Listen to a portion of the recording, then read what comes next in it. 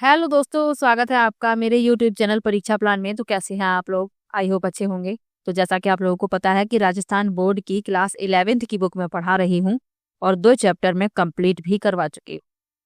10th तक मैंने पहले ही कंप्लीट करवा दिया था। इसकी प्लेलिस्ट बनी हुई है, वहां पर आपको सभी वीडियो एक साथ मिल जाएंगी। और दूसरा जो चैप्टर था वो बहुत बड़ा था, उसे 2 पार्ट में मैंने कंप्लीट करवाया है। आज तीसरा अध्याय पढ़ेंगे, भारत में संवैधानिक विकास की प्रक्रिया। अच्छा लेसन है।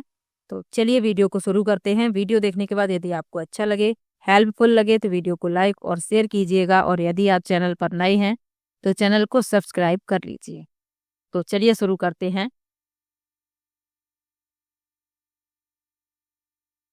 अध्याय 3 है भारत में संवैधानिक विकास की प्रक्रिया। इसके पहले जो मैंने क्वेश्चन दिए थे आप लोगों को पिछले लेसन के, वो मैं बता देती हूँ, फिर लेसन को शुरू करते हैं।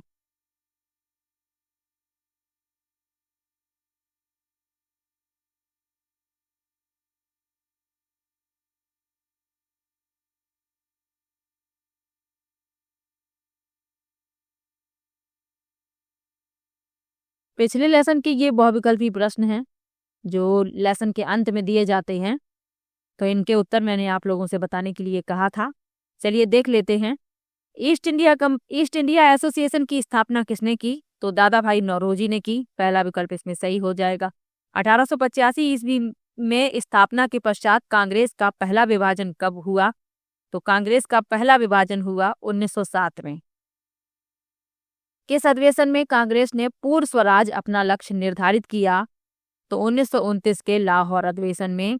और असहयोग आंदोलन किसके प्रश्न को लेकर प्रारंभ हुआ? तो रॉलेट एक्ट।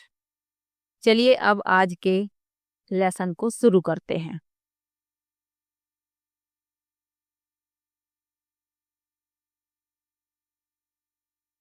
लिखा है, भारत में आजादी के पश्चात संवैधानिक लोकतंत्र की स्थापना हुई।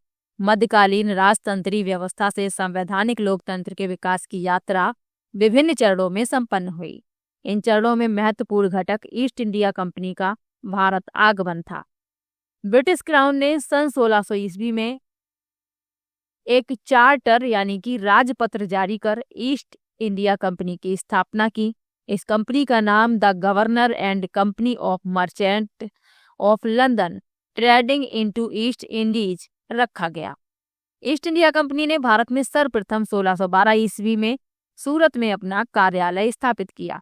तो ये प्रश्न पूछ लिया जाता है कि ईस्ट इंडिया कंपनी ने अपना कार्यालय कहाँ स्थापित किया था? तो 1612 ईस्वी में सूरत में। शुरुआत में यह कंपनी एक व्यापारिक संस्था ही थी। प्रारंभ में चार्टर के अनुसार कंपनी को कुछ सीमित विधायी एवं न्यायिक अधिकार ही प्राप्त थे, परंतु धीरे धीरे इसने अपनी कार्यशैली बदली और सन 1765 के आते आते यह एक ऐसी क्षेत्रीय शक्ति के रूप में उभरी जो भारत में अंग्रेजी साम्राज्य के विस्तार का साधन बन गई। आगे लिखा है, ब्रिटिश काल को 2 भागों में विभक्त किया जा सकता है। सन 1857 ईस्वी तक का कंपनी का शासन और 1858 से 1947 ईस्वी तक ब्रिटिश ताज का प्रत्यक्ष शासन। तो ब्रिटिश काल को 2 भागों में विभाजित किया गया है। आगे बढ़ते हैं। ईस्ट इंडिया कंपनी ने सन 1757 ईस्वी की प्लासी की लड़ाई, सन 1764 ईस्वी का बक्सर का युद्ध तथा सन 1765 ईस्वी में इलाहाबाद की संधि से अपने प्रभाव में वृद्धि कर ली। तो यहाँ पर ये सन आप लोग याद रखिएगा। इलाहाबाद की संधि से बंगाल, बिहार एवं उड़ीसा की दीवानी प्राप्त करने के पश्चात लॉर्ड क्लाइव के द्वैध प्रशासन ने बंगाल में अराजकता की स्थिति पैदा कर दी।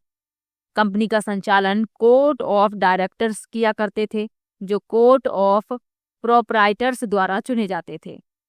ये प्रोप्राइटर्स कंपनी के हिस्सेदार थे। भारत में कंपनी के प्रभाव में वृद्धि के फलस्वरूप कंपनी के कर्मचारियों द्वारा अत्यधिक मुनाफा कमाने व कंपनी के आर्थिक संकट में उलझने के कारण इस पर ब्रिटिश संसद व सरकार के अधिक प्रभावी नियंत्रण की मांग उठने लगी। इस हेतु ब्रिटिश संसद द्वारा सन 1773 में रेगुलेटिंग एक्ट पारित किया गया, और यही आपको याद रखना है। और जब पहला लेसन मैंने पढ़ाया था तब आपको डिटेल में बताया था कि कंपनी ने कैसे कैसे व्यापार के बहाने पूरे भारत पर अपना साम्राज्य स्थापित करने का प्रयास किया था, किस तरीके से उन्होंने भारत की जनता का शोषण किया, ये सब आप लोग पहले 2 लेसन में पढ़ चुके हैं। तो रेगुलेटिंग एक्ट कब पारित किया गया? 1773 में, ये आप याद रखिएगा। ब्रिटिश संसद के इस संवैधानिक दखल ने भारत में संवैधानिक इतिहास की एक लंबी प्रक्रिया प्रारंभ कर दी, जिसको निम्नलिखित शीर्षकों के अंतर्गत वर्णित किया जा सकता है। तो सबसे पहले तो यही लिखा है सन 1773 ईस्वी का रेगुलेटिंग एक्ट। भारत में संवैधानिक विकास का यह अधिनियम एक महत्वपूर्ण कदम था, क्योंकि ब्रिटिश सरकार द्वारा ईस्ट इंडिया कंपनी के कार्यों को नियंत्रित और विनियमित करने का यह पहला प्रयास था। इस एक्ट से कंपनी के कार्यों व अधिकारों में निम्नलिखित मुख्य परिवर्तन हुए। तो जब ये एक्ट पारित हो गया तो कंपनी के अधिकार और कार्य जो थे वो परिवर्तित हो गई। किस तरीके से, नीचे बताया गया है। पहला लिखा है, इस एक्ट के तहत बंगाल का गवर्नर जनरल बनाया गया और इस प्रकार बंगाल के तत्कालीन गवर्नर वॉरेन हेस्टिंग्स बंगाल के प्रथम गवर्नर जनरल बने। तो ये याद रखिएगा। दूसरा लिखा है, गवर्नर जनरल की परिषद में 4 सदस्यों का प्रावधान रखा गया। आगे बढ़ते हैं।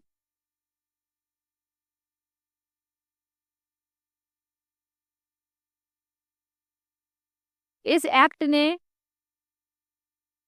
ब्रिटिश भारत में केंद्रीय सरकार की नींव रखी।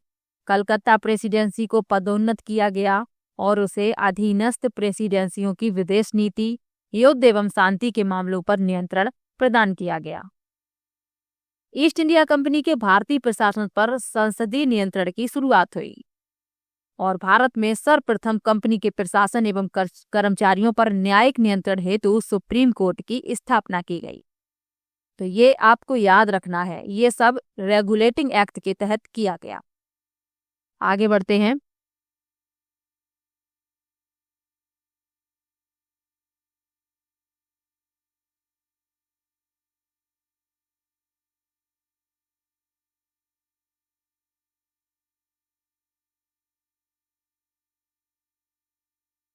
अतः स्पष्ट है कि रेगुलेटिंग एक्ट से ब्रिटिश संसद व सरकार का ईस्ट इंडिया कंपनी पर नियंत्रण बढ़ गया।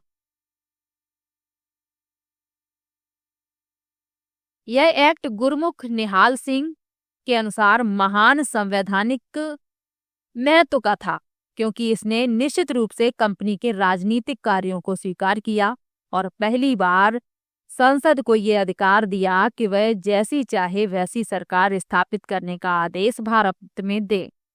इसने भारत में सरकार का स्वरूप बदल दिया। आगे लिखा है, लॉर्ड नॉर्थ के अनुसार इस एक्ट का प्रत्येक अनुच्छेद इस प्रकार बनाया गया था कि कंपनी के मामलों को ठोस, सुस्पष्ट एवं निर्णायक स्वरूप प्रदान कर सके। तो रेगुलेटिंग एक्ट के बारे में बताया गया है, इसके तहत क्या क्या परिवर्तन किए गए। कंपनी के जो कार्य थे, अधिकार थे, वो इस एक्ट के तहत बदल गए थे। आगे बढ़ते हैं। अब लिखा है 1781 का संशोधन अधिनियम। इस अधिनियम के द्वारा सुप्रीम कोर्ट की विसंगतिपूर्ण अधिकारिता को स्पष्टता पूर्वक निर्धारित किया गया। सुप्रीम कोर्ट एवं सर्वोच्च परिषद के बीच विवाद एवं टकराव को कम करने के लिए यह अधिनियम लाया गया। तो यही आपको याद रखना है, सुप्रीम कोर्ट और सर्वोच्च परिषद के बीच विवाद और टकराव को कम करने के लिए यह अधिनियम लाया गया था। आगे लिखा है, सुप्रीम कोर्ट की अधिकारिता को सीमित करते हुए यह रोक लगा दी गई कि वह कंपनी के कर्मचारियों के प्रशासनिक निर्णयों के विरुद्ध कार्यवाही नहीं कर सकता। साथ ही राजस्व वसूली से संबंधित व्यक्तियों एवं कर्मचारियों के विरुद्ध सुप्रीम कोर्ट कार्यवाही नहीं कर सकता था। ये किसके बारे में बताया जा रहा है? 1781 का संशोधन अधिनियम। इसके तहत क्या किया गया? सुप्रीम कोर्ट की जो अधिकारिता थी उसे सीमित किया गया और रोक लगा दी गई कि वह कंपनी के कर्मचारियों के प्रशासनिक निर्णयों के विरुद्ध कोई भी कार्यवाही नहीं कर सकता। और क्या कहा गया? राजस्व वसूली से संबंधित व्यक्तियों और कर्मचारियों के विरुद्ध सुप्रीम कोर्ट कार्यवाही नहीं कर सकता। इस प्रकार बंगाल की सर्वोच्च परिषद की सर्वोच्चता को स्थापित किया गया। आगे लिखा है, कानून बनाने तथा उसका क्रियान्वयन करते समय सुप्रीम कोर्ट को भारतीयों के सामाजिक तथा धार्मिक रीति रिवाजों का सम्मान करने का भी निर्देश दिया गया। यानी जो भारतीय लोग हैं उनके सामाजिक और धार्मिक रीति रिवाजों का सम्मान भी सुप्रीम कोर्ट को करने का निर्देश दिया गया। आगे बढ़ते हैं।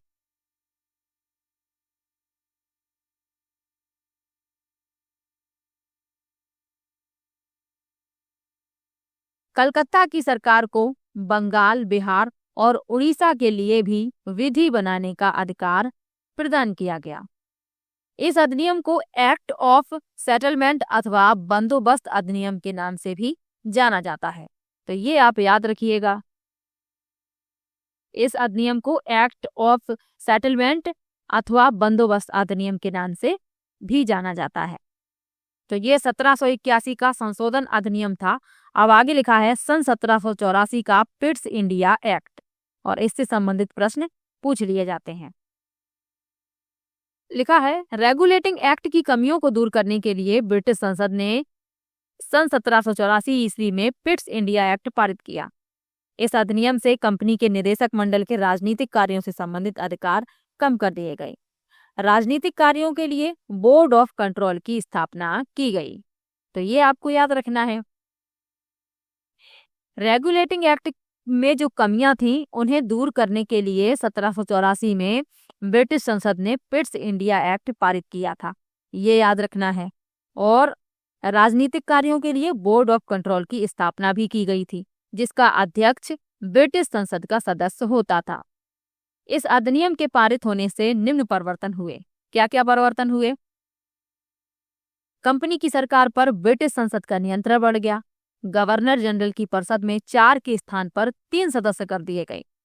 भारत में कंपनी के अधिकृत प्रदेशों को पहली बार ब्रिटिश अधिकृत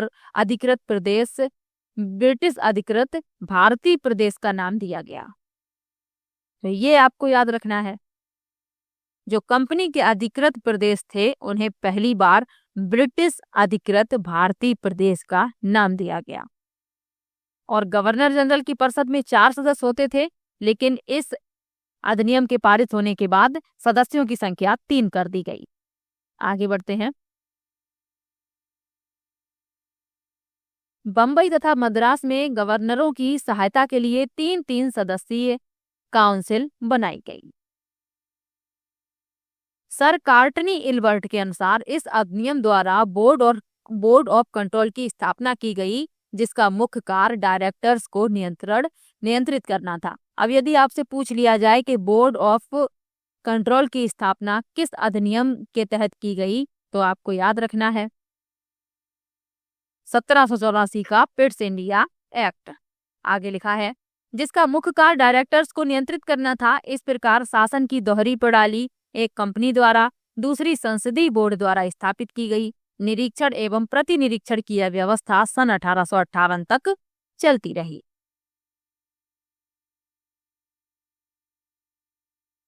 आगे बढ़ते हैं। अब लिखा है सन 1786 का संशोधन अधिनियम।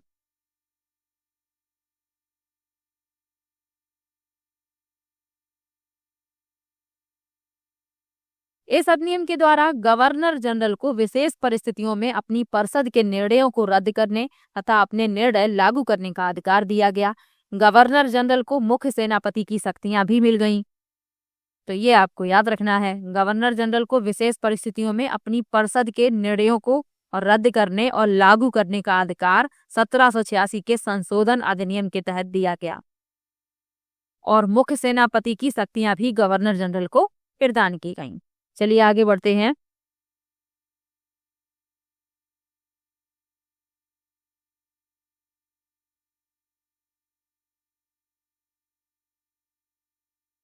लिखा है 1793 का चार्टर एक्ट। कंपनी के कार्यों एवं संगठन में सुधार के लिए यह चार्टर पारित किया गया। इस चार्टर की मुख्य विशेषता यह थी कि इसमें पूर्व के अधिनियमों के सभी महत्वपूर्ण प्रावधानों को शामिल किया गया था। इस अधिनियम की प्रमुख विशेषताएं निम्नलिखित थीं। तो विशेषताएं आपको याद रखनी है। कंपनी के व्यापारिक अधिकारों को अगले 20 वर्षों तक बढ़ा दिया गया। यानी जो व्यापारिक अधिकार थे वे अगले 20 वर्षों के लिए बढ़ा दिए गए। आगे लिखा है,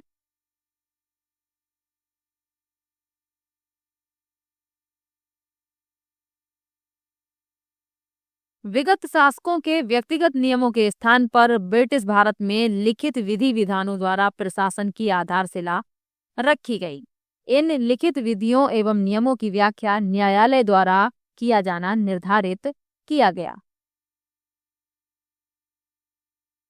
गवर्नर जनरल एवं गवर्नरों की परिषदों की सदस्यता की योग्यता के लिए सदस्य को कम से कम 12 वर्ष तक भारत में रहने के अनुभव को आवश्यक कर दिया गया। नियंत्रक मंडल के सदस्यों का वेतन अब भारतीय कोष से दिया जाना तय हुआ। ये किसके तहत हुआ? सन 1793 के चार्टर एक्ट के तहत। चलिए आगे बढ़ते हैं। लिखा है सन 1813 ईस्वी का चार्टर एक्ट। लंबे समय तक चले नेपोलियन युद्ध और महाद्वीपीय प्रणाली के क्रियान्वयन के कारण ब्रिटिश व्यापार में उल्लेखनीय कमी दर्ज की गई। दूसरी ओर ब्रिटिश व्यापारी एवं उद्योगपति पूर्वी देशों के व्यापार को सभी निजी व्यापारियों के लिए खोलने की मांग कर रहे थे। अतः उनकी मांगों को पूरा करने के लिए चार्टर अधिनियम पारित किया गया।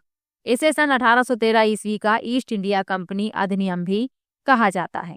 तो यही बात आपको याद रखनी है। इसके मुख्य प्रावधान निम्न प्रकार थे। क्या क्या प्रावधान थे? कंपनी के व्यापारिक एकाधिकार को समाप्त किया गया। भारतीय व्यापार को सभी ब्रिटिश व्यापारियों के लिए खोल दिया गया। केवल चाय तथा चीन के साथ भारत के व्यापार पर कंपनी का एकाधिकार रहा। तो यही प्रश्न पूछ लिया जाता है। तो कंपनी के जो व्यापारिक एकाधिकार थे जो सिर्फ कंपनी के पास थे उन्हें समाप्त कर दिया गया और भारतीय व्यापार को सभी ब्रिटिश व्यापारियों के लिए खोल दिया गया।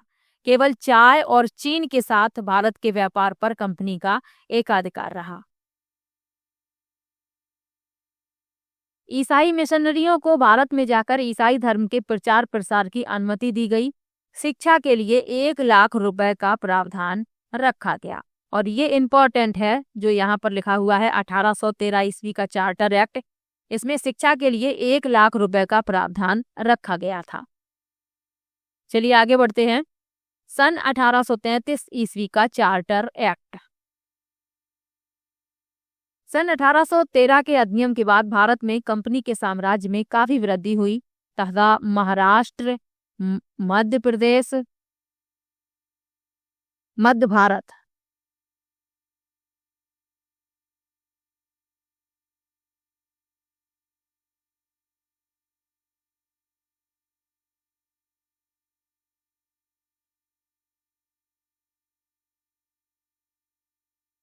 लिखा है सन 1833 ईस्वी का चार्टर एक्ट।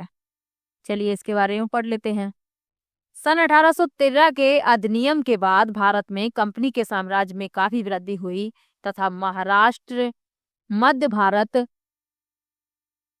ग्वालियर, इंदौर आदि पर अंग्रेजों का प्रभुत्व स्थापित हो गया। इसी प्रभुत्व को स्थायित्व प्रदान करने के लिए 1833 का चार्टर अधिनियम पारित किया गया। इसके मुख्य प्रावधान निम्न प्रकार थे और प्रावधान के बारे में भी आपको याद रखना है। क्या याद रखना है? कंपनी की व्यापारिक गतिविधियों को पूर्णतया समाप्त कर दिया गया। इसके साथ ही स्वाभाविक रूप से चाय के व्यापार तथा चीन के साथ व्यापार पर कंपनी का एकाधिकार समाप्त हुआ।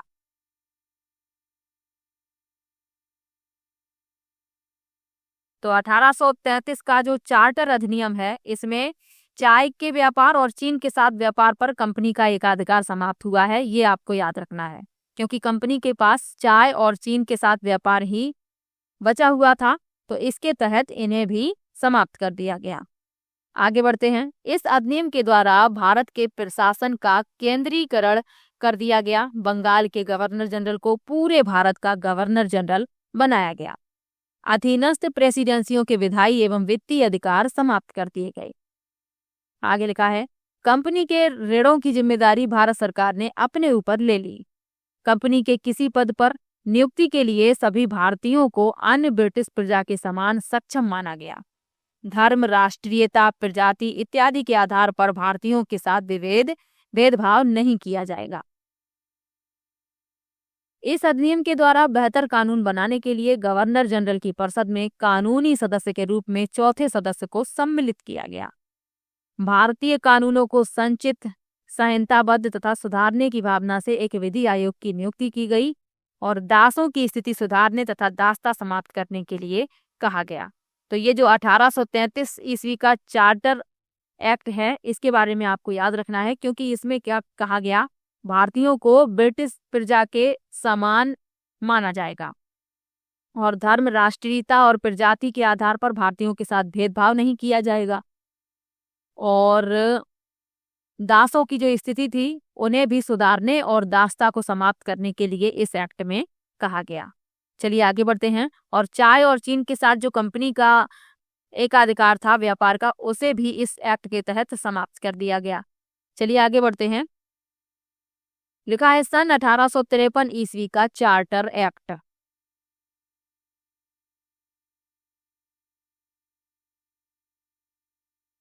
सन 1853 ईस्वी का राजपत्र भारतीय शासन यानी ब्रिटिश कालीन के इतिहास में अंतिम चार्टर एक्ट था। तो ये आपको याद रखना है, ये अंतिम चार्टर एक्ट है। यह अधिनियम मुख्यतः भारतीयों की ओर से कंपनी के शासन की समाप्ति की मांग तथा तत्कालीन गवर्नर जनरल लॉर्ड डलहौजी की रिपोर्ट पर आधारित था। इसके अनुसार कंपनी को भारतीय प्रदेशों को ब्रिटेन की सामग्री तथा उसके उत्तराधिकारियों की ओर से ट्रस्टी के रूप में संसद के निर्णयाधीन रखने की अनुमति दी गई। इसकी प्रमुख विशेषताएं नीचे लिखी हुई हैं। क्या विशेषताएं थी इसकी? लिखा है ब्रिटिश संसद को किसी भी समय कंपनी के शासन को समाप्त करने का अधिकार दिया गया, यानी ब्रिटिश संसद किसी भी समय कंपनी के शासन को समाप्त कर सकती है। यह अधिकार दिया गया 1853 ईस्वी के चार्टर एक्ट में। आगे लिखा है कार्यकारिणी परिषद के लॉ मेंबर को परिषद के पूर्ण सदस्य का दर्जा प्रदान किया गया। बंगाल के लिए पृथक गवर्नर की नियुक्ति की व्यवस्था की गई। गवर्नर जनरल को अपनी परिषद के उपाध्यक्ष की नियुक्ति का अधिकार दिया गया। विधायी कार्यों को प्रशासनिक कार्यों से पृथक करने की व्यवस्था की गई। निदेशक मंडल में सदस्यों की संख्या 24 से घटाकर 18 कर दी गई। कंपनी के कर्मचारियों की नियुक्ति के लिए प्रतियोगी परीक्षा की व्यवस्था की गई और पहली बार व्यवस्थापकों को यह अधिकार दिया गया कि वे अपने अनुरूप नियमों का निर्माण कर सकते हैं। आगे बढ़ते हैं। सन 1858 ईस्वी का भारत सरकार अधिनियम। तो 1853 ईस्वी का जो चार्टर एक्ट है, ये ब्रिटिश कालीन इतिहास में अंतिम चार्टर एक्ट था, यानी ब्रिटिश काल का। अब 1858 का भारत सरकार अधिनियम यहाँ पर लिखा हुआ है, चलिए पढ़ लेते हैं। सन 1853 ईस्वी के चार्टर में कंपनी के शासन के लिए चूंकि किसी निश्चित अवधि के लिए अधिकृत नहीं किया गया था, इसलिए किसी भी समय सत्ता का हस्तांतरण ब्रिटिश ताज को संसद के द्वारा हस्तांतरित किया जा सकता था। भारतीय जनता ने सन 1857 ईस्वी में अंग्रेजी शासन के खिलाफ विद्रोह कर दिया था। इस कारण ब्रिटिश शासन विवश होकर औपनिवेशिक शासन व्यवस्था में बदलाव पर विचार करने लगा। सन 1857 ईस्वी के गदर ने शासन की असंतोषजनक नीतियां उजागर कर दी, जिससे संसद को कंपनी को पदच्युत करने का बहाना मिल गया। साम्राज्य की सुरक्षा के लिए ब्रिटिश संसद ने कई अधिनियम पारित किए जो भारतीय प्रशासन का आधार बने। 1858 के अधिनियम के प्रमुख प्रावधान निम्नलिखित थे। तो ये जो 1858 का अधिनियम है, ये 1857 की क्रांति के बाद आया था और इसमें जो प्रमुख प्रावधान थे उनके बारे में नीचे लिखा हुआ है। पहला है, भारत में कंपनी के शासन को समाप्त कर शासन का उत्तरदायित्व ब्रिटिश साम्राज्य को सौंप दिया गया, यानी कंपनी का जो शासन था वह इसके तहत समाप्त कर दिया गया। अब भारत का शासन ब्रिटिश साम्राज्य की ओर से राज्य सचिव को चलाना था, जिसकी सहायता के लिए 15 सदस्यीय भारत परिषद का गठन किया गया। भारत के शासन से संबंधित सभी कानूनों एवं कार्यवाहियों पर भारत सचिव की स्वीकृति अनिवार्य की गई। भारत के गवर्नर जनरल का नाम वायसराय किया गया, यानी क्राउन का प्रतिनिधि। तो जो भारत का गवर्नर जनरल था उसका नाम कर दिया गया वायसराय, तथा उसे भारत सचिव की आज्ञा के अनुसार कार्य करने के लिए बाध्य किया गया। इस प्रकार भारत के प्रथम वायसराय लॉर्ड कैनिंग बने। तो ये प्रश्न पूछ लिया जाता है कि भारत के प्रथम वायसराय कौन बने थे, तो लॉर्ड कैनिंग। आगे लिखा है, भारत मंत्री को वायसराय से गुप्त पत्र तथा ब्रिटिश संसद में प्रतिवर्ष भारतीय बजट पेश करने के लिए अधिकार दिया गया और भारत सचिव का पद सृजित किया गया। आगे बढ़ते हैं। 1 नवंबर 1858 को ब्रिटेन की महारानी विक्टोरिया ने भारत के संबंध में एक महत्वपूर्ण नीतिगत उद्घोषणा की। इस उद्घोषणा के महत्वपूर्ण बिंदु निम्न प्रकार थे। अब इस लेसन में खुद ही बहुत संक्षेप में लिखा हुआ है, तो आपको ये महत्वपूर्ण बातें याद रखनी है।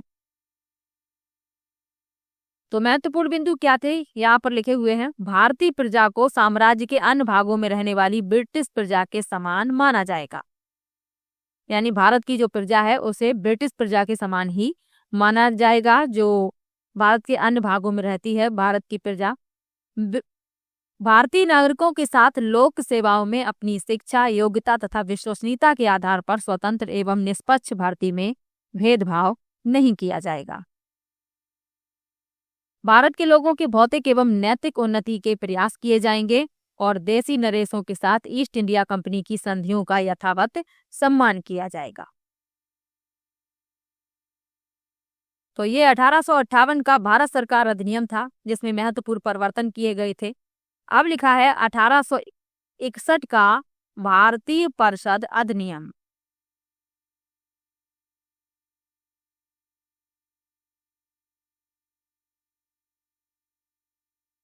सन 1861 ईस्वी का भारतीय परिषद अधिनियम भारत के संवैधानिक इतिहास में एक महत्वपूर्ण और युगांतकारी घटना है। यह 2 कारणों से महत्वपूर्ण है। प्रथम, इसने गवर्नर जनरल को अपनी विस्तारित परिषद में भारतीय जनता के प्रतिनिधियों को नामजद करके उन्हें विधायी कार्य से संबद्ध करने का अधिकार दिया। और दूसरा यह कि इसने गवर्नर जनरल की परिषद की विधायी शक्तियों का विकेंद्रीकरण कर दिया, अर्थात बंबई और मद्रास की सरकारों को भी विधायी शक्ति प्रदान की गई। तो यह महत्वपूर्ण है। इसके महत्वपूर्णता के 2 कारण बताए गए हैं, दोनों आपको बता दिए हैं। आगे लिखा है, इस अधिनियम के अन्य महत्वपूर्ण प्रावधान निम्न प्रकार थे। क्या क्या प्रावधान थे? गवर्नर जनरल की विधान परिषद की संख्या में वृद्धि करते हुए परिषद में न्यूनतम 6 तथा अधिकतम 12 सदस्य किए गए, जिनमें आधे सदस्यों का गैर सरकारी होना जरूरी।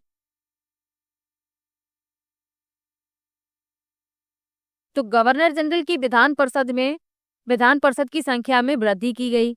न्यूनतम सदस्यों की संख्या कितनी रखी गई? 6 और अधिकतम 12, और आधे सदस्यों का गैर सरकारी होना इसमें जरूरी था।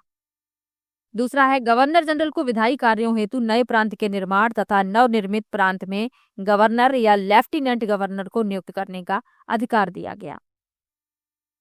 आगे लिखा है, भारतीयों के लिए गवर्नर जनरल व गवर्नरों की परिषदों में गैर सरकारी सदस्यों के रूप में भारतीयों की भागीदारी का मार्ग प्रशस्त हुआ। और चौथा लिखा है, गवर्नर जनरल को अध्यादेश जारी करने का अधिकार दिया गया। ये आपको याद रखना है। सन 1865 ईस्वी के अधिनियम द्वारा गवर्नर जनरल को उद्घोषणा के माध्यम से प्रेसिडेंसियों तथा प्रांतों की सीमाओं को तय करने का तथा उनमें परिवर्तन करने का अधिकार दिया गया। इसी तरह सन 1869 ईस्वी के अधिनियम द्वारा गवर्नर जनरल को विदेश में रहने वाले भारतीयों के संबंध में कानून बनाने का अधिकार दिया गया। सन 1873 ईस्वी के अधिनियम के द्वारा ईस्ट इंडिया कंपनी को किसी भी समय भंग करने का प्रावधान किया गया। इसी के अनुसरण में 1 जनवरी 1874 को ईस्ट इंडिया कंपनी को भंग कर दिया गया। तो ये यदि प्रश्न पूछ लिया जाए कि ईस्ट इंडिया कंपनी को कब भंग कर दिया गया था, तो 1874 को। चलिए आगे बढ़ते हैं। अब आगे लिखा है सन 1892 ईस्वी का भारतीय परिषद अधिनियम। लिखा है सन 1861 ईस्वी के अधिनियम के अंतर्गत परिषद में गैर सरकारी सदस्य या तो बड़े जमींदार, अवकाश प्राप्त अधिकारी या भारत के राज परिवारों के सदस्य हुआ करते थे। ये किसके तहत बताया जा रहा है? 1861 ईस्वी के अधिनियम के अंतर्गत। भारतीय जनता के आम प्रतिनिधित्व की आकांक्षा की पूर्ति इससे नहीं हुई। सन 1885 ईस्वी में कांग्रेस की स्थापना हो चुकी थी और वह ब्रिटिश राज के विरुद्ध आंदोलन में भारतीय जनता की अगुवाई करने लगी। इस समय राष्ट्रवाद का आंदोलन चरम पर था। भारतीय राष्ट्रीय कांग्रेस द्वारा भारतीयों के अधिक प्रतिनिधित्व की मांग की जाती थी। यूरोपीय व्यापारियों की ओर से भी भारत सरकार से इंग्लैंड में स्थित इंडिया ऑफिस के नियंत्रण से अधिक स्वतंत्रता की मांग की जाने लगी। परिणाम स्वरूप जॉर्ज चिजनी की अध्यक्षता में एक कमेटी गठित की गई। इनका नाम आपको याद रखना है, जिसके सुझावों का समावेश 1892 ईस्वी के अधिनियम में किया गया। इस अधिनियम के मुख्य प्रावधान निम्न प्रकार थे। क्या प्रावधान थे? इस अधिनियम के द्वारा केंद्रीय तथा प्रांतीय विधान परिषद में अतिरिक्त सदस्यों की संख्या बढ़ा दी गई और उनके निर्वाचन का भी उल्लेख किया गया।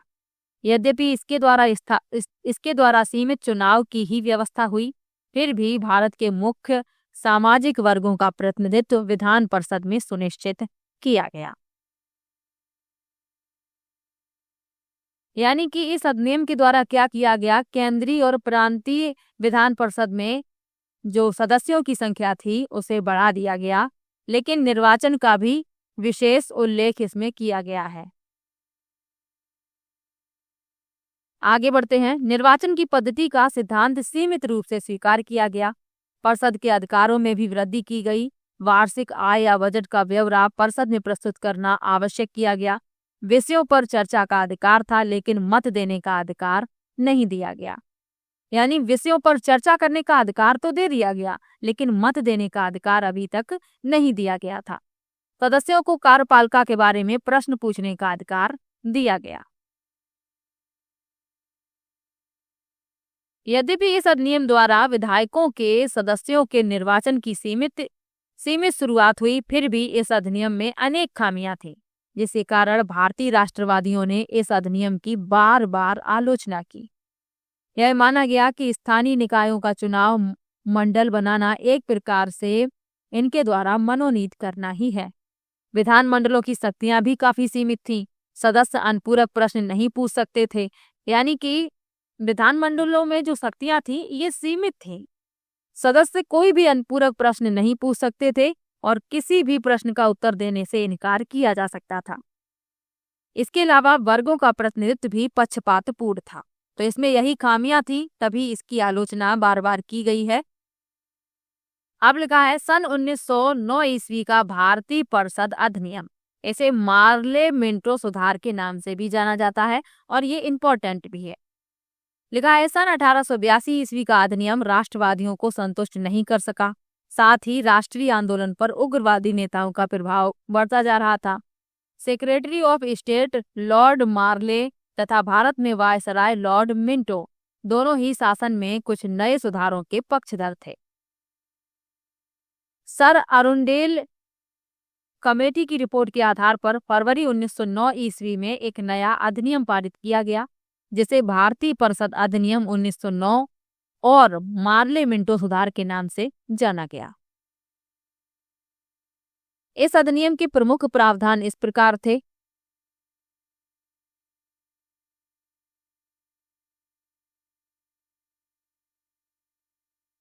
इस अधिनियम के द्वारा केंद्रीय एवं प्रांतीय विधान परिषदों में निर्वाचित सदस्यों की संख्या में वृद्धि की गई।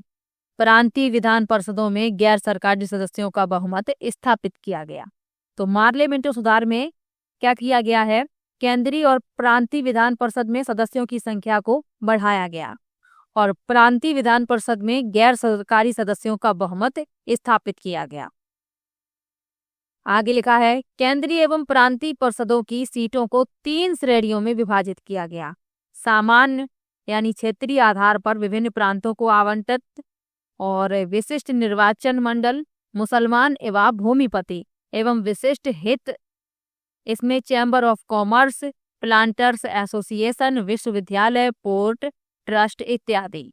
तो केंद्रीय और प्रांतीय परिषदों की सीटों को 3 श्रेणियों में विभाजित किया गया था और 3 श्रेणियों के नाम याद रखिएगा।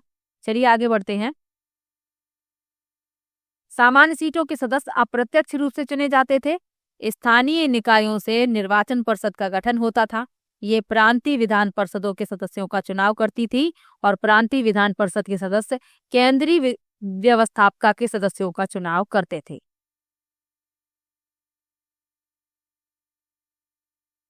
तो सामान्य सीटों के जो सदस्य थे ये अप्रत्यक्ष रूप से चुने जाते थे, ये याद रखिएगा। और स्थानीय निकायों से निर्वाचन परिषद का गठन होता था।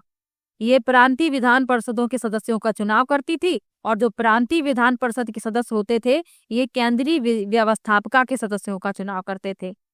आगे बढ़ते हैं। पहली बार पृथक निर्वाचन व्यवस्था को प्रारंभ किया गया। सांप्रदायिक आधार पर निर्वाचन की पद्धति लागू की गई। तो यदि पूछ लिया जाए कि पहली बार पृथक निर्वाचन व्यवस्था को कब प्रारंभ किया गया या किसके तहत प्रारंभ किया गया, तो मार्लियामेंटो सुधार के तहत। आगे बढ़ते हैं। गवर्नर जनरल की कार्यकारिणी में एक भारतीय सदस्य के नियुक्त करने की व्यवस्था की गई।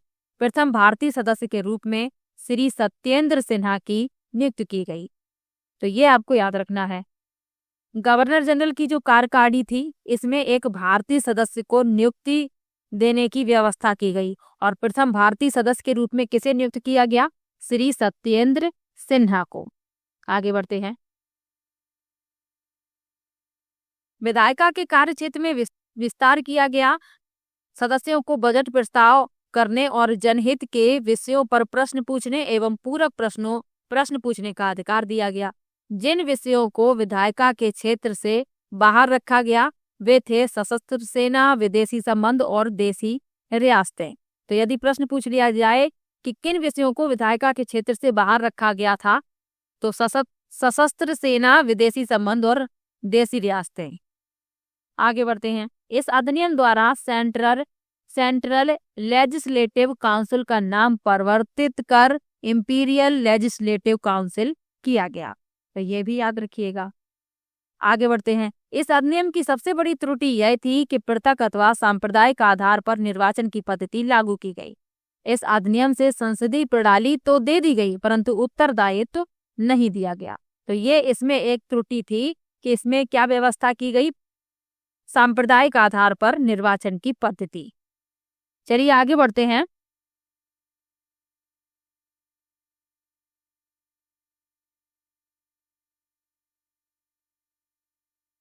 अब लिखा है सन 1919 ईस्वी का भारत सरकार अधिनियम मोंटेग्यू चेम्सफोर्ड सुधार। लिखा है 1919 के अधिनियम की आलोचना प्रथम विश्व युद्ध से उत्पन्न परिस्थितियों, ब्रिटिश शासन की नीतियों के खिलाफ उपजे क्रांतिकारी आंदोलनों के विस्तार तथा विभिन्न वर्गों को संतुष्ट करने के उद्देश्य से 20 अगस्त 1917 को तत्कालीन secretary of state for India Montagu ने इंग्लैंड के हाउस ऑफ कॉमन्स में एक ऐतिहासिक वक्तव्य दिया। वक्तव्य यानी कि भाषण, जिसमें उन्होंने ब्रिटेन के इरादे इस प्रकार बयां किए। प्रशासन के साथ भारतीयों को संबद्ध करना और स्वायत्त शासी संस्थाओं का क्रमिक विकास, जिससे ब्रिटिश भारत के अभिन्न अंग के रूप में उत्तरदायी सरकार की स्थापना हो सके। इसी की घोषणा को क्रियान्वित करने के लिए मोंटफोर्ड रिपोर्ट 1918 प्रकाशित की गई, जो 1919 के अधिनियम का आधार बनी। इस एक्ट के द्वारा तत्कालीन भारतीय शासन व्यवस्था में कई महत्वपूर्ण परिवर्तन किए गए। जो व्यवस्था लागू थी यानी जो तत्कालीन व्यवस्था थी उसमें कई महत्वपूर्ण परिवर्तन किए गए। क्या क्या परिवर्तन किए गए? केंद्रीय विधान परिषद का स्थान राज्य परिषद तथा विधानसभा वाले द्विसदनीय विधानमंडल ने ले लिया। हालांकि विधानमंडल में सदस्यों को मनोनीत करने की कुछ शक्तियां यथावत रखी गईं, फिर भी प्रत्येक सदन में निर्वाचित सदस्यों का बहुमत सुनिश्चित किया गया।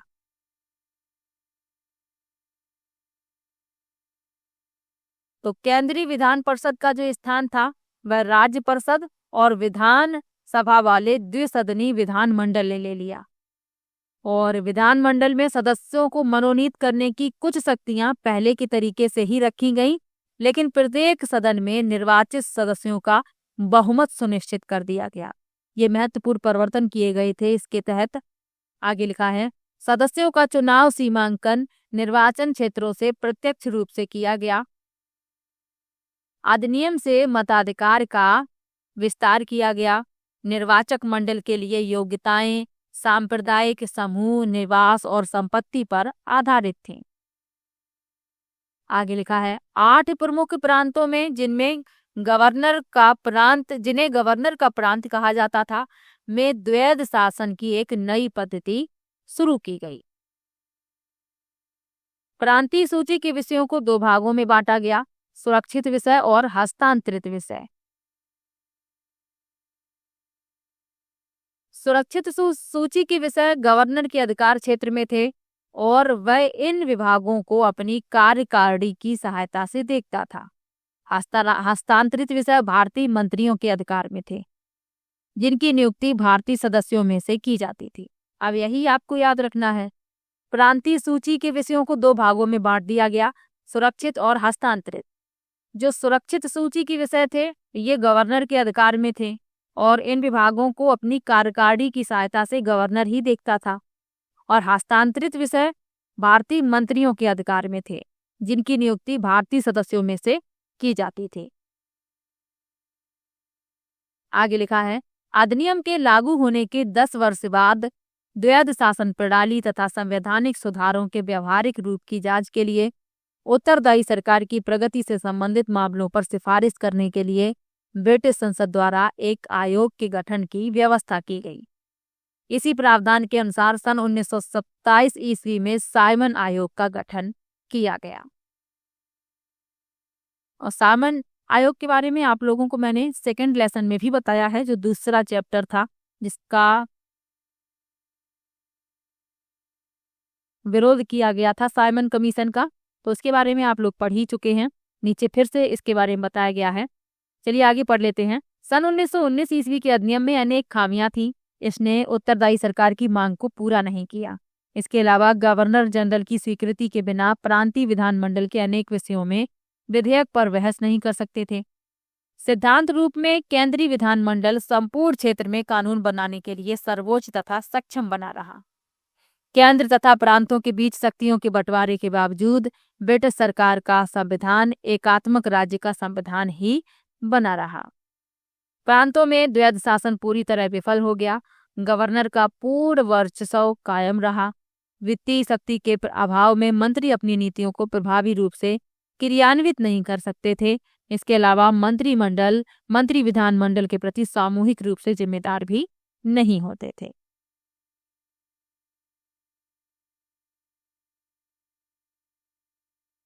अब साइमन कमीशन के बारे में थोड़ा यहाँ पर बताया गया है। 1919 के अधिनियम की धारा 84 के अनुसार सर जॉन साइमन की अध्यक्षता में एक आयोग का गठन किया गया।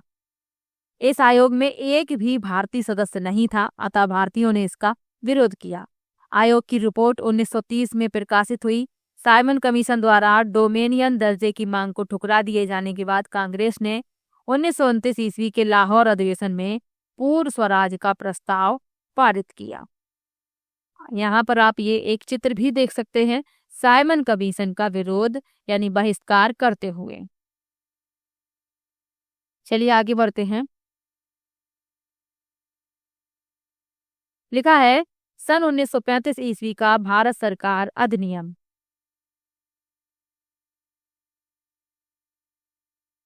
उन्नीस के अधिनियम के तहत प्रस्तावित उत्तरदायी सरकार कभी भी अस्तित्व में नहीं आ पाई। इसके पश्चात सन 1927 ईस्वी में गठित साइमन कमीशन, नेहरू रिपोर्ट, गोलमेज सम्मेलनों द्वारा अपने लक्ष्य को प्राप्त नहीं कर पाना आदि की पृष्ठभूमि ने 1935 के अधिनियम की आधारशिला रखी। 1935 के भारत सरकार अधिनियम में 321 अनुच्छेद तथा 10 अनुसूचियां थीं। और ये आपको याद रखना है, यदि प्रश्न पूछ लिया जाए कि 1935 ईस्वी के भारत सरकार अधिनियम में कितने अनुच्छेद थे, तो 321 और 10 अनुसूचियां। इस अधिनियम के प्रमुख प्रावधान निम्न प्रकार थे। क्या क्या प्रावधान थे यहाँ पर लिखे हुए हैं। इस अधिनियम के द्वारा ब्रिटिश प्रांतों एवं देशी राज्यों के अखिल भारतीय संघ का प्रावधान किया गया, जिसमें ब्रिटिश प्रांतों का शामिल होना अनिवार्य था, किंतु देशी रियासतों का शामिल होना नरेशों की इच्छा पर निर्भर था। यानी कि ब्रिटिश प्रांतों और देसी राज्यों के अखिल भारतीय संघ का प्रावधान इस अधिनियम के अंतर्गत किया गया, जिसमें ब्रिटिश प्रांतों का शामिल होना अनिवार्य था, लेकिन जो देसी रियासतों के राजा थे वो उनकी इच्छा पर निर्भर करता था कि वो शामिल होते हैं या नहीं। आगे लिखा है, संघ तथा केंद्र के बीच शक्तियों का विभाजन किया गया। विभिन्न विषयों की 3 सूचियां बनाई गईं, संघीय सूची, प्रांतीय सूची तथा समवर्ती सूची। तो संघ और केंद्र के बीच शक्तियों को बांट दिया गया और विभिन्न विषयों की 3 सूचियां बना दी गईं। और तीनों सूचियों के नाम याद रखने हैं, संघीय, प्रांतीय और समवर्ती। आगे लिखा है, 1919 के अधिनियम द्वारा जो द्वैध शासन प्रांतों में लागू किया गया था उसे केंद्र में लागू किया गया। केंद्रीय सरकार के विषयों को 2 भागों में विभाजित किया गया था, संरक्षित विषय और हस्तांतरित विषय। संरक्षित विषय गवर्नर जनरल के क्षेत्र में रखे गए, जबकि हस्तांतरित विषयों का शासन मंत्रिपरिषद को सौंपा गया। केंद्र में द्विसदनात्मक विधायिका की स्थापना की गई, राज्य परिषद, उच्च सदन और केंद्रीय विधानसभा, निम्न सदन। तो केंद्र में द्विसदनात्मक विधायिका की स्थापना की गई थी इस अधिनियम के तहत। आगे लिखा है, प्रांतों में द्वैध शासन को समाप्त कर प्रांतीय स्वायत्तता के सिद्धांत को स्वीकार किया गया। प्रांतीय विधायिका को प्रांतीय सूची तथा समवर्ती सूची पर कानून बनाने का अधिकार दिया गया। प्रांतीय विधानमंडल को अनेक शक्तियां दी गईं। मंत्रिपरिषद को विधानमंडल के प्रति जिम्मेदार बनाया गया और वह एक अविश्वास प्रस्ताव पारित कर उसे पदच्युत कर सकती थी। विधानमंडल प्रश्नों तथा अनुपूरक प्रश्नों के माध्यम से प्रशासन पर कुछ नियंत्रण रख सकता था। इस अधिनियम के अधीन बर्मा को भारत से अलग कर दिया गया। तो ये आपको याद रखना है, जहां जहां से आपको याद रखना है वहां मैं बताती चलूंगी, क्योंकि इतना बड़ा लेसन है, पूरा तो आप याद नहीं रख सकते और पूरा याद रखने की जरूरत भी नहीं है। कुछ महत्वपूर्ण बातें हैं इन अधिनियमों में और वही आपको याद रखनी है। तो इस अधिनियम के अधीन बर्मा को भारत से अलग कर दिया गया और उड़ीसा तथा सिंध नाम से 2 नए प्रांत बनाए गए। इस अधिनियम में एक संघीय बैंक और एक संघीय न्यायालय की स्थापना का भी प्रावधान किया गया। केंद्रीय सरकार संबंधी प्रस्ताव लागू नहीं हुए। देसी राज्यों की अनिच्छा व उदासीनता के कारण भारतीय परिसंघ अस्तित्व में नहीं आया।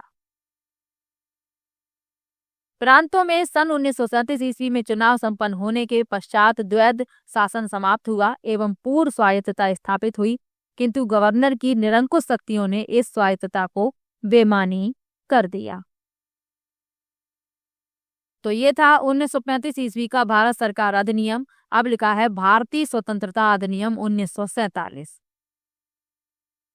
लिखा है, माउंटबेटन योजना के आधार पर ब्रिटिश संसद द्वारा पारित भारतीय स्वतंत्रता अधिनियम 1947 के प्रमुख प्रावधान इस प्रकार थे। क्या क्या प्रावधान थे? भारत तथा पाकिस्तान नामक 2 डोमिनियनों की स्थापना के लिए 15 अगस्त 1947 की तारीख निश्चित की गई। इसमें भारत का क्षेत्रीय विभाजन भारत तथा पाकिस्तान के रूप में करने तथा बंगाल एवं पंजाब में 2-2 प्रांत बनाने का प्रस्ताव किया गया। पाकिस्तान को मिलने वाले क्षेत्रों को छोड़कर ब्रिटिश भारत में सम्मिलित सभी प्रांत भारत में सम्मिलित माने गए। पूर्वी बंगाल, पश्चिमी बंगाल तथा असम के सिलहट जिले को पाकिस्तान में सम्मिलित किया जाना था। भारत में महामहिम की सरकार का उत्तरदायित्व तथा भारतीय रियासतों पर महामहिम का अधिराजत्व 15 अगस्त 1947 को समाप्त हो जाएगा। आगे लिखा है, भारतीय रियासतें इन दोनों में से किसी में भी शामिल हो सकती थी। यानी कि जो भारतीय रियासतें हैं वे चाहें तो वो पाकिस्तान में शामिल हो सकती थी और यदि चाहे तो वह भारत में शामिल हो सकती थी। ये इसी अधिनियम में बताया गया है। प्रत्येक डोमिनियन के लिए पृथक गवर्नर जनरल होगा जिसे महामहिम द्वारा नियुक्त किया जाएगा। गवर्नर जनरल डोमिनियन की सरकार के प्रयोजनों के लिए महामहिम का प्रतिनिधित्व करेगा। प्रत्येक डोमिनियन के लिए पृथक विधानमंडल होगा जिसे विधियां बनाने का पूरा अधिकार होगा तथा ब्रिटिश संसद उसमें कोई हस्तक्षेप नहीं कर सकेगी। डोमिनियन की सरकार के लिए अस्थायी उपबंध के द्वारा दोनों संविधान सभाओं को संसद का दर्जा तथा डोमिनियन विधानमंडल की पूर्ण शक्तियां प्रदान की गईं। इसमें गवर्नर जनरल को एक्ट के प्रभावी प्रवर्तन के लिए ऐसी व्यवस्था करने हेतु स्थायी अस्थायी आदेश जारी करने का प्राधिकार दिया गया जो उसे आवश्यक तथा समीचीन प्रतीत हो।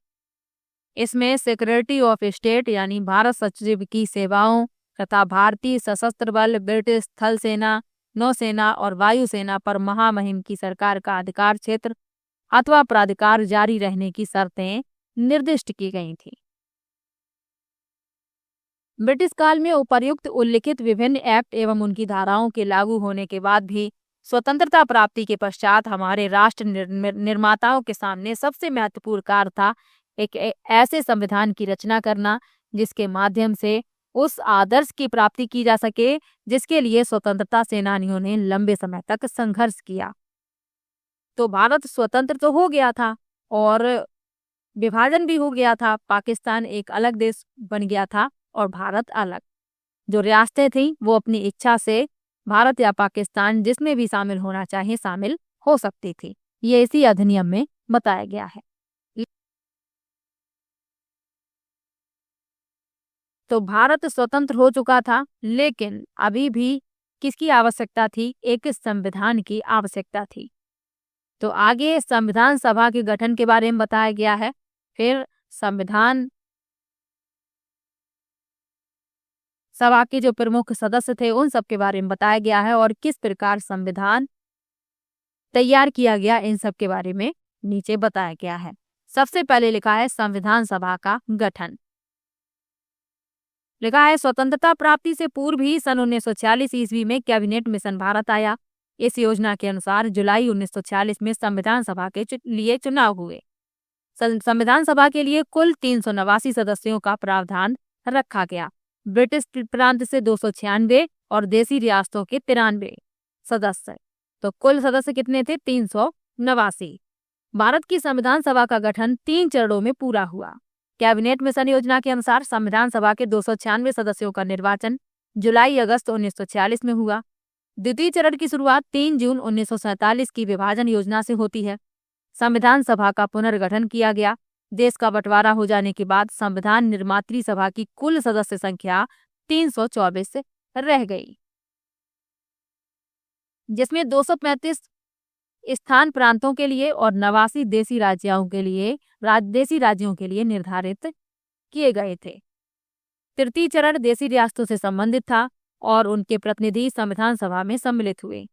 हैदराबाद ही एक ऐसी रियासत थी जिसके प्रतिनिधि सम्मिलित नहीं हुए थे। अब यदि प्रश्न पूछ लिया जाए कि किस रियासत के प्रतिनिधि संविधान सभा में सम्मिलित नहीं हुए थे, तो हैदराबाद के। संविधान सभा के गठन के बाद 14 अगस्त 1947 को जवाहरलाल नेहरू ने कहा कि स्वाधीनता और सत्ता अपने साथ उत्तरदायित्व लाती है और वह उत्तरदायित्व अब इस भारत में लोगों की प्रतिनिधि प्रभुसत्ता संपन्न संविधान सभा के कंधों पर है। तो संविधान सभा का गठन किया गया। इसमें पहले सदस्य कितने थे? 389, लेकिन बाद में सदस्यों की संख्या कितनी रह गई? 324, क्योंकि देश का बंटवारा हो गया था, इसीलिए संविधान निर्मात्री सभा की कुल सदस्य संख्या 324 रह गई, जिसमें 235 थे प्रांतों के लिए, 235 स्थान प्रांतों के लिए और 89 देसी राज्यों के लिए थे। और हैदराबाद एक ऐसी रियासत थी जिसके प्रतिनिधि संविधान सभा में सम्मिलित नहीं हुए थे। चलिए आगे बढ़ते हैं। लिखा है संविधान सभा के प्रमुख सदस्य, प्रमुख संविधान निर्माता। लिखा है यह उल्लेख करना समीचीन होगा कि स्वतंत्र भारत का संविधान भारतीय नेताओं द्वारा दशकों के चिंतन का परिणाम था। संविधान निर्माण पर वैचारिक मंथन लंबे समय से एक सतत प्रक्रिया के रूप में चलता रहा। यथा स्वराज संविधान 1895, Commonwealth India bill 1925, Nehru report 1928, Karachi प्रस्ताव 1931, सप्रू कमेटी रिपोर्ट 1944। ये सभी दस्तावेज प्रमाणित करते हैं कि स्वतंत्रता प्राप्ति के साथ साथ भारतीय नेतृत्व संविधान निर्माण के प्रति भी सजग रहा।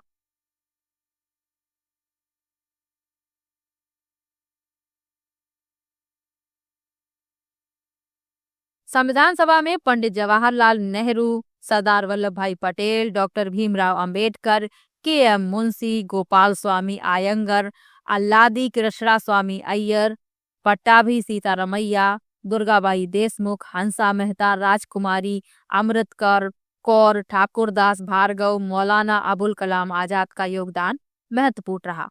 नेहरू आदर्शवादी थे तो प्रसाद और पटेल अनुभववादी और व्यवहारिक। डॉक्टर अंबेडकर कानून के प्रकांड पंडित थे तो गोपाल स्वामी आयंगर भी बहुत योग्य, तीक्ष्ण बुद्धि के धनी और अनुभवी।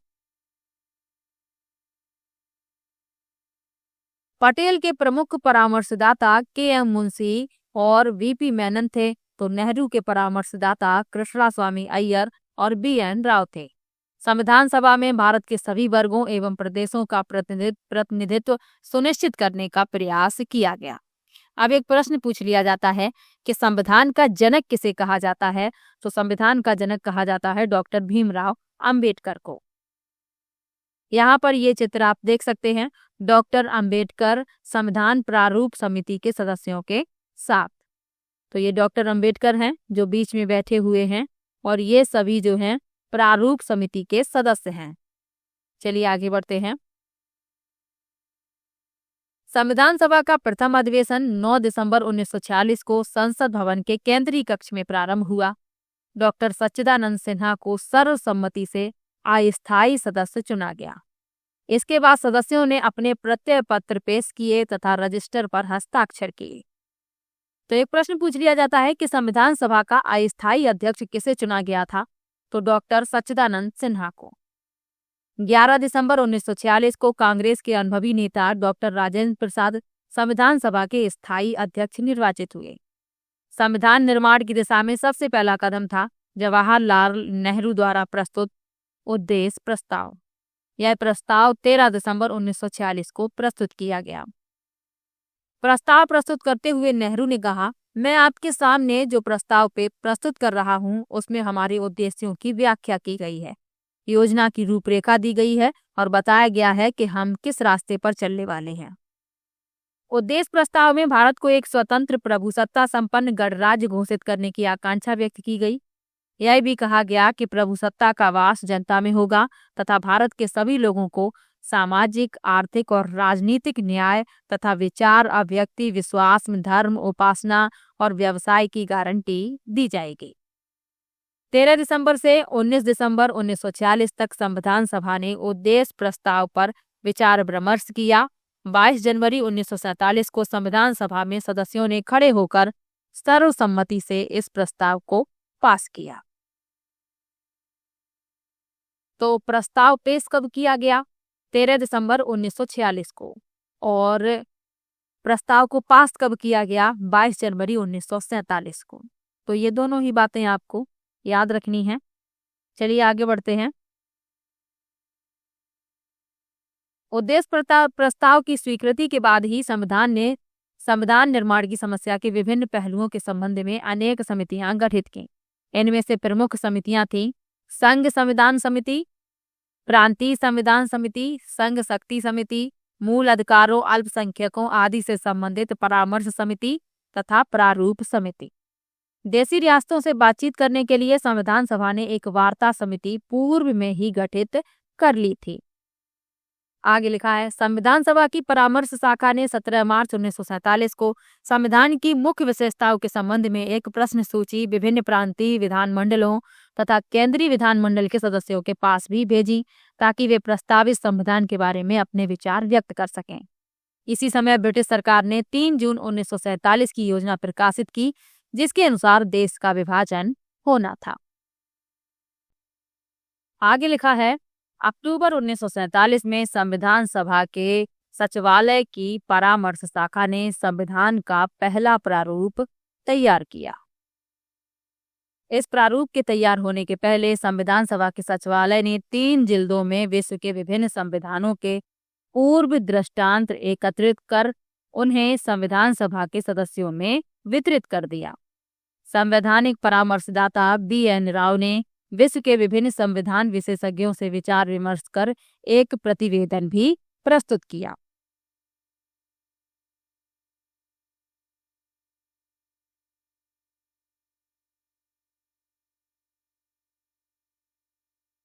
आगे लिखा है 29 अगस्त 1947 को संविधान सभा ने प्रारूप समिति की नियुक्ति की। तो ये आपको याद रखना है, 29 अगस्त 1947 को डॉक्टर अंबेडकर इस समिति के अध्यक्ष चुने गए। तो डॉक्टर भीमराव अंबेडकर प्रारूप समिति के अध्यक्ष थे, ये आपको याद रखना है, कई बार ये प्रश्न पूछ लिया जाता है।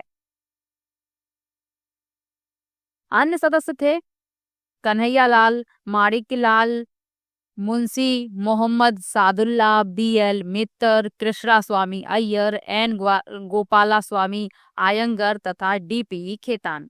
बाद में मित्तर और खेतान के स्थान पर एन माधव राय तथा टी.टी. कृष्णामाचारी को नियुक्त किया गया। प्रारूप समिति का यह काम था कि वह संविधान सभा की परामर्श शाखा द्वारा तैयार किए गए संविधान के प्रारूप का परीक्षण करके विचार के लिए संविधान सभा के सम्मुख प्रस्तुत करे। तो ये प्रारूप समिति का कार्य था कि संविधान सभा की परामर्श शाखा द्वारा तैयार किया गया संविधान के प्रारूप का परीक्षण करना था और परीक्षण करके विचार के लिए संविधान सभा के सम्मुख पेश करना था। और प्रारूप समिति के अध्यक्ष थे डॉक्टर भीमराव अंबेडकर। आगे बढ़ते हैं। प्रारूप समिति ने भारत का जो प्रारूप संविधान तैयार किया वह फरवरी 1948 को संविधान सभा के अध्यक्ष को सुपुर्द किया गया। प्रारूप संविधान के प्रकाशित होने के बाद संशोधन व सुझाव आमंत्रित किए गए। एक विशिष्ट समिति ने इन सुझावों पर विचार किया तथा प्रारूप संविधान का एक पुनर्मुद्रित संस्करण प्रकाशित किया। 15 नवंबर 1948 को प्रारूप संविधान पर धारावार विचार प्रारंभ हुआ। 8 जनवरी 1949 तक संविधान सभा 67 अनुच्छेदों पर विचार कर चुकी थी। इसे प्रथम वाचन कहा जाता है क्योंकि इस कालावधि में संविधान पर सामान्य वाद विवाद हुआ, तो इसे कहा जाता है प्रथम वाचन। 16 नवंबर 1949 को संविधान का द्वितीय वाचन समाप्त हो गया। संविधान का तीसरा वाचन 26 नवंबर 1949 तक चला, जब संविधान सभा द्वारा निर्मित संविधान को अंतिम रूप से पास किया गया। तो ये आपको याद रखना है, संविधान का जो तीसरा वाचन था वह चला है 26 नवंबर 1949 तक। आगे बढ़ते हैं। संविधान सभा के अंतिम दिन 24 जनवरी 1950 को संविधान की 3 प्रतियां सभा पटल पर रखी गईं। एक हस्तलिखित प्रति अंग्रेजी में थी जिस पर कलाकारों द्वारा कलाकृतियां अंकित की गई थी, दूसरी अंग्रेजी में छपी हुई थी तथा तीसरी हिंदी की हस्तलिखित प्रति थी। सभा के अध्यक्ष ने सभी सदस्यों से प्रार्थना की कि वे एक एक करके तीनों प्रतियों पर हस्ताक्षर करें। तो ये आपको याद रखना है, संविधान सभा का अंतिम दिन था 24 जनवरी 1950 और इसी दिन संविधान की 3 प्रतियां प्रस्तुत की गईं और संविधान सभा के जो सदस्य थे सभी को उन तीनों प्रतियों पर हस्ताक्षर करने थे। आगे बढ़ते हैं। सदस्यों ने संविधान की प्रतियों पर हस्ताक्षर किए और उसके बाद जनगण मन तथा वंदे मातरम के गायन के साथ सभा का संविधान सभा के रूप में समापन हो गया। 26 जनवरी 1950 को उसका भारतीय गणराज्य की संसद के रूप में आविर्भाव हुआ।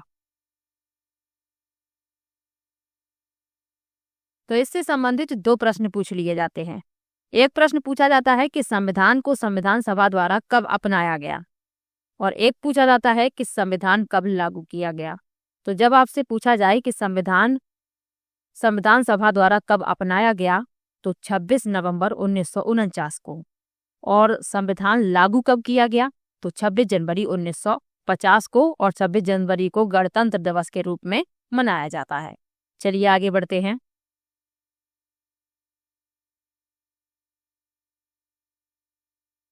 यहाँ पर आप एक चित्र भी देख सकते हैं, यहाँ पर दिखाया गया है।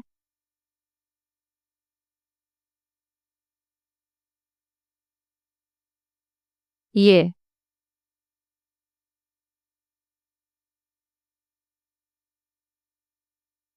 इसमें डॉक्टर भीमराव अंबेडकर डॉक्टर राजेंद्र प्रसाद को संविधान का प्रारूप सौंप रहे हैं।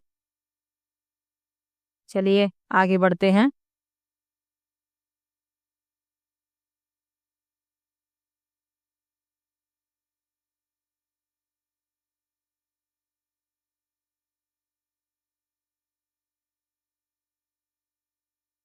लिखा है संविधान निर्माण की प्रक्रिया।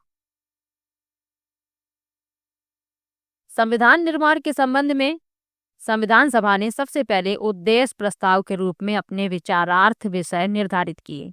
यह उद्देश्य प्रस्ताव ही आगे चलकर संविधान की प्रस्तावना का आधार बना।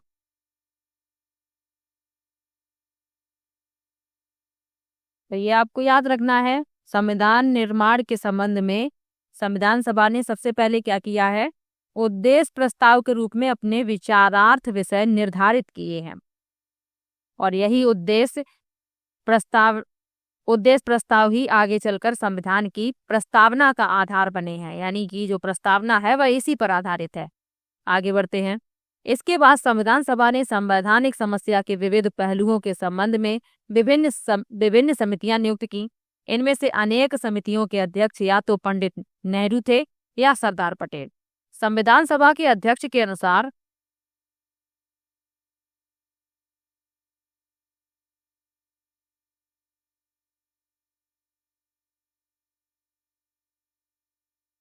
इन दो महारथियों ने ही संविधान के मूल सिद्धांत तय किए थे।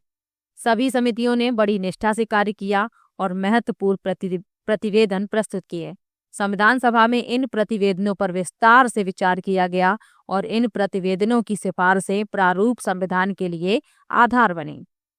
प्रारूप संविधान की सतर्क छानबीन प्रारूप समिति के सदस्यों ने ही नहीं बल्कि संविधान सभा के अन्य सदस्यों ने भी प्रारूप संविधान के एक एक अनुच्छेद का गहराई से विवेचन किया। यानी कि जो प्रारूप समिति के सदस्य थे उनके अलावा भी संविधान सभा के जो अन्य सदस्य थे उन्होंने भी प्रारूप संविधान के एक एक अनुच्छेद का विवेचन किया है।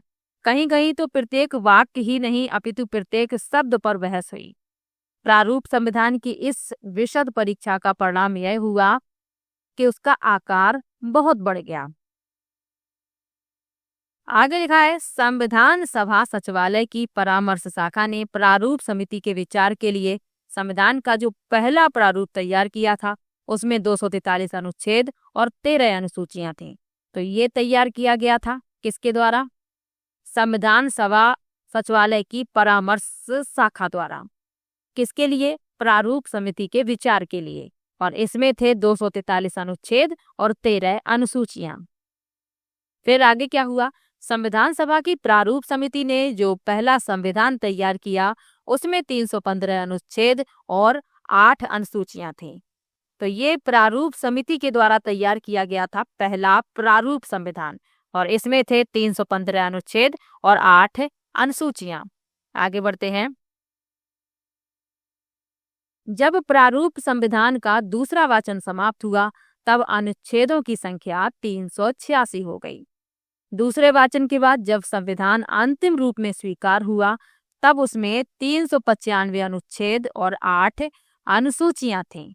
तो ये आप याद रखिएगा, जब अंतिम रूप से स्वीकार हुआ है संविधान तब उसमें 395 अनुच्छेद और 8 अनुसूचियां थीं। प्रारूप संविधान में संशोधन के 7635 प्रस्ताव सदन पटल पर रखे गए थे। इनमें से सदन ने कुल 2473 संशोधन प्रस्तुत किए। भारत की जनता ने संविधान निर्मात्री सभा की कार्रवाई में सक्रिय रुचि ली थी और दर्शक दीर्घा में 53,000 दर्शकों को प्रवेश मिला। तो ये याद रखिएगा, जो दर्शक दीर्घा थी इसमें 53,000 दर्शकों को प्रवेश मिला था। चलिए आगे बढ़ते हैं। आगे लिखा है सर्वाधिक महत्वपूर्ण तथ्य यह है कि तत्कालीन भारतीय राजनीति के सर्वाधिक प्रमुख दल कांग्रेस ने संविधान सभा को अधिकाधिक प्रतिनिधि स्वरूप प्रदान करने की प्रत्येक संभव चेष्टा की।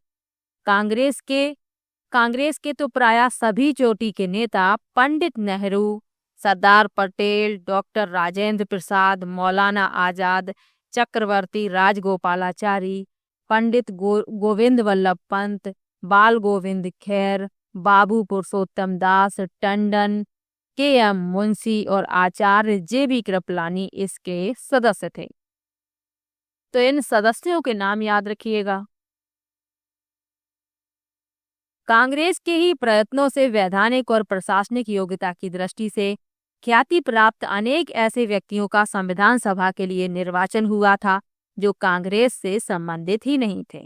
इनमें से कुछ थे प्रारूप समिति के अध्यक्ष doctor Bhimrao Ambedkar, A K. Ayyar, N G. Iyengar, Santhanam, M R. Jayakar, Sachchidanand Sinha, Shyama Prasad Mukherjee, V. Seva Rao, doctor Radhakrishnan, K T. Shah, M C. Mukherjee, Hridaynath Kunzru आदि। यानी कि इनका कांग्रेस से कोई संबंध नहीं था, लेकिन ये संविधान सभा के सदस्य निर्वाचित हुए थे। चलिए आगे बढ़ते हैं।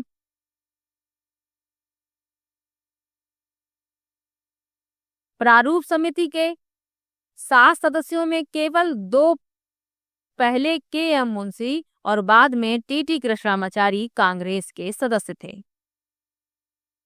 एक मोहम्मद सादुल्ला मुस्लिम लीग के सदस्य थे।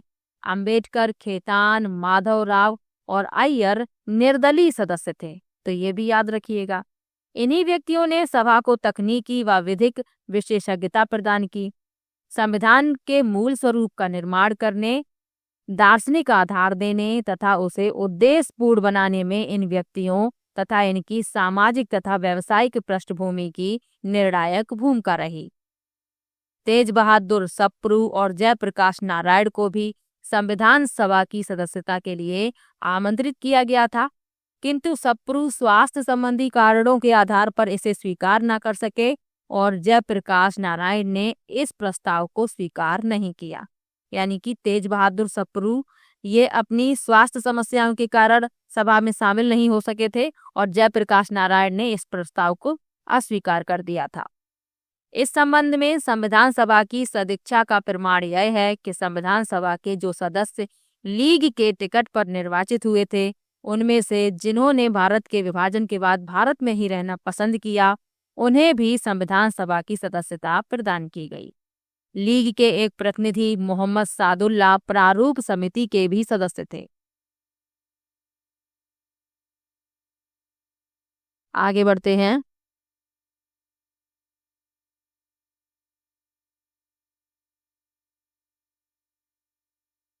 ये तथ्य रेखांकित करने की आवश्यकता है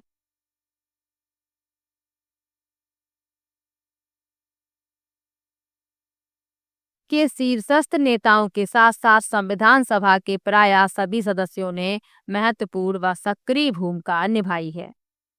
सभा की बहसों के अवलोकन से स्पष्ट होता है कि इसके सदस्य विलक्षण, प्रबुद्ध, प्रतिबद्ध व परिश्रमी थे। विभिन्न विषयों पर हुई निर्भीक बहसों से ये तथ्य भी भलीभांति स्थापित होता है कि सभा में अभिव्यक्ति की पूर्ण स्वतंत्रता थी, यानी कि अपने विचारों को प्रदर्शित करने की पूर्ण स्वतंत्रता थी। आगे बढ़ते हैं।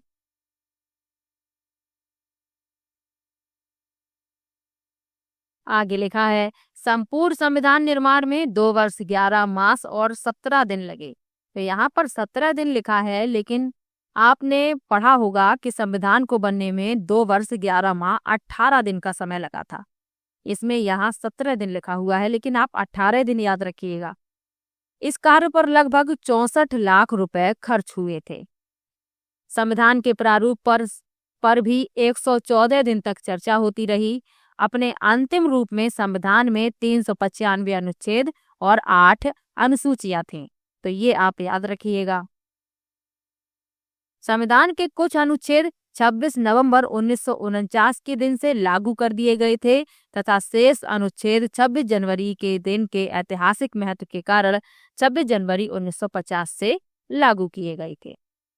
इस पर डॉक्टर अंबेडकर ने कहा है कि अमेरिका, कनाडा, दक्षिण अफ्रीका और ऑस्ट्रेलिया की संविधान सभाओं को अपने संविधानों की रचना में जितना समय लगा था, उसे देखते हुए भारतीय संविधान सभा ने देश के लिए बहुत शीघ्र ही संविधान बना लिया और उसे बधाई दी जा सकती है। तो लेसन भी समाप्त होता है और आप लोगों ने इस लेसन में अधिनियमों के बारे में जाना है, संविधान के बारे में जाना है, संविधान सभा के बारे में, और किस तरीके से संविधान बनकर तैयार हुआ, कब लागू हुआ, कब अपनाया गया, इन सब के बारे में आपने डिटेल में पढ़ा है। कहीं पर भी आपको समस्या हो आप कमेंट में जरूर लिखिएगा। मैं सभी का कमेंट पढ़ती हूँ, सभी को रिप्लाई भी देती हूँ। यहाँ पर आप ये अभ्यास प्रश्न देख सकते हैं और इनके उत्तर आपको बताने हैं। ये 4 प्रश्न दिए गए हैं, आप लोग इसका स्क्रीनशॉट ले लिया कीजिए और फिर इनके उत्तर 1 2 3 4 करके क्वेश्चन नंबर 1, क्वेश्चन नंबर 2, इस तरीके से आप इनके उत्तर लिख दिया कीजिए। तो इन सभी के उत्तर मैं नेक्स्ट वीडियो में बताऊंगी। तो चलिए मिलते हैं नेक्स्ट वीडियो में। वीडियो कैसा लगा कमेंट में जरूर बताइएगा। वीडियो को लाइक और शेयर भी कीजिएगा। मिलते हैं नेक्स्ट वीडियो में, तब तक के लिए बाय बाय।